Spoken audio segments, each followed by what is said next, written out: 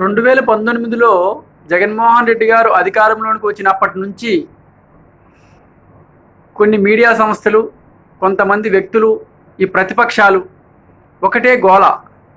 విద్యార్థులు విద్యాభ్యాసం పూర్తయిన తర్వాత జాబ్స్ కోసం, ఉపాధి కోసం హైదరాబాద్, బెంగళూరు, చెన్నైలు వెళ్ళిపోతున్నారు. ఇక్కడ ఎటువంటి అవకాశాలు లేవు, అవకాశాలు కల్పించలేకపోతున్నారు. కాబట్టే ఉద్యోగాల కోసం కానీ, ఉపాధి కోసం కానీ, కూలీ కోసం కూడా బయటికి వెళ్ళిపోతున్నారు అని చెప్పి ఒకటే గోల. నాకు అర్థం కానిదల్లా, జగన్మోహన్ రెడ్డి గారు ఎన్ని సంవత్సరాలు అయింది ఆయన అధికారంలోకి వచ్చి? 19 నుంచి 24 వరకు పరిపాలించారు. అందులో 2 సంవత్సరాలు కరోనాకే పోయింది. మిగిలిన 3 సంవత్సరాల్లో ఆయన ప్రయత్నం ఆయన చేస్తూనే ఉన్నారు. కానీ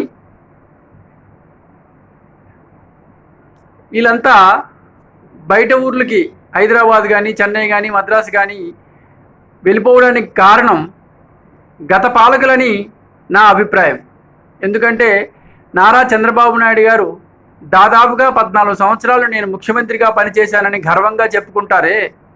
ఒకవేళ నారా చంద్రబాబు నాయుడు గారు ఆయన హయాంలో అప్పుడు ఉపాధి కల్పన చేసి ఉండుంటే ఇప్పటికీ ఎందుకు హైదరాబాద్ కానీ, మద్రాసు కానీ వెళ్ళాల్సి వస్తుంది?